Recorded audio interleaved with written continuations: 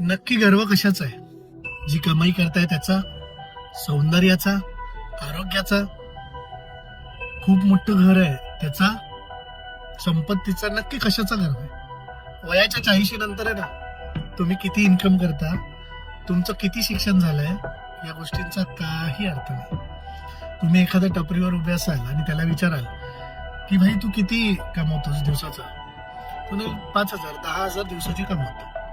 तुझं शिक्षण सर 10वी आहे, 12वी आहे, तर तुम्ही स्वतःला म्हणाल इंजिनियर.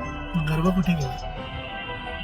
वयाच्या 50 नंतर जेव्हा चेहऱ्यावर सुरकुत्या पडायला लागतील, थोडा थोडा थकवा जाणवायला लागेल, तेव्हा सौंदर्य कुठे जाईल?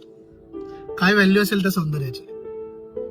वयाच्या 60 नंतर ज्या पोझिशनला तुम्ही काम करत होता, खूप मोठी पोझिशन, हा मी या पोस्टला काम करतो, रिटायर झालात ना, त्या ऑफिस मधला पिऊन सुद्धा सल्यूट मारणार नाही तुम्हाला.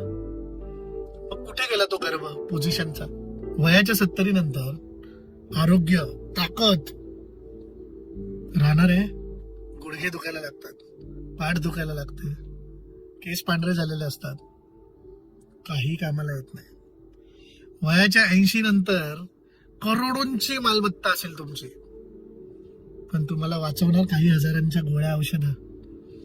मग त्यावेळेला तुमच्या नजरेसमोर तुम्ही जे काय आयुष्यभर कमवण्यासाठी धडपड केलीत ना, पळालात, मर मेलात, करोड रुपये कमवले, स्वतः आयुष्य नाही जगलात, पुढे जगेन पुढे जगेन पुढे जगेन करत राहिलात, तुमच्या डोळ्यासमोर त्या संपत्तीचा उपभोग तुमची मुलं, त्यांची मुलं, हे तर तुमचे त्यांनी ठेवलेले घरातले नोकर, हे सगळं घेत असणार, पण तुम्ही काही करू शकणार नाही.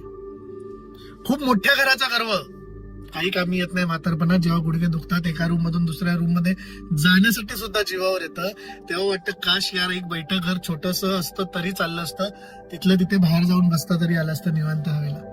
गर्व नको कुठल्याच गोष्टीचा. जो क्षण मिळालाय ना, त्या क्षणाचा गर्व करा.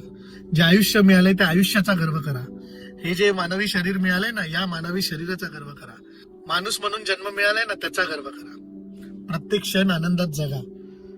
सगळं काही मिळणार, मेहनत करत राहिलं तर त्याचा बाय प्रोडक्ट सगळ्या गोष्टी असतात. प्रामाणिकपणे मेहनत केली, सगळं मिळणार. विचार करा.